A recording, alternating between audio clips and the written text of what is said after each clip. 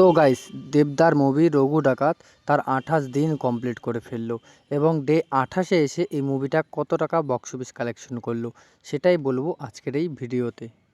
Hey guys, welcome back to my channel. আমি আছি আপনাদের সাথে দীপঙ্কর। আপনারা দেখছেন আমার YouTube channel movie fix official.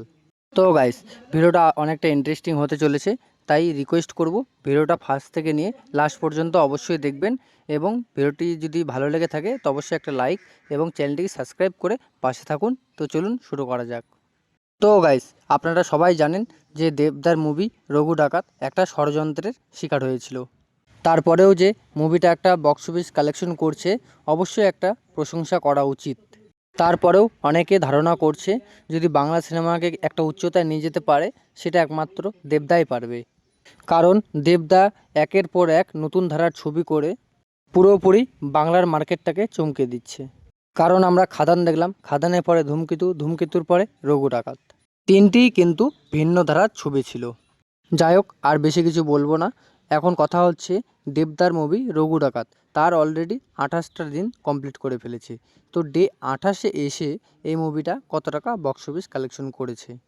তো অনেকেই আমাকে কমেন্ট করছে যে দাদা, 28 দিনের বক্স অফিস কালেকশনটা একবার আমাদেরকে জানাও।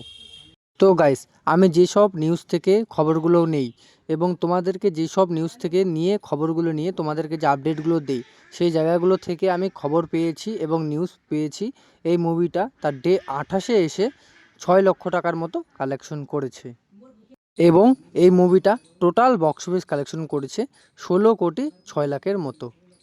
তো বন্ধুরা, ভিডিওটা তোমাদেরকে কেমন লেগেছে অবশ্যই নিচের কমেন্টে জানাবে এবং রঘু ডাকাত মুভির বক্স অফিস কালেকশন নিয়ে তোমাদের কি মতামত অবশ্যই নিচের কমেন্টে জানাতে ভুলবে না। এবং ভিডিওটি যদি ভালো লেগে থাকে তো অবশ্যই একটা লাইক এবং চ্যানেলটি সাবস্ক্রাইব করে রাখো, যাতে নতুন নতুন ভিডিও তোমাদের কাছে পৌঁছায়। তার জন্য একটা অল নোটিফিকেশন অন করে রাখো। তো ভালো থাকবেন, সুখে থাকবেন, দেখা হচ্ছে পরের ভিডিওতে। ততক্ষণের জন্য বাই বাই।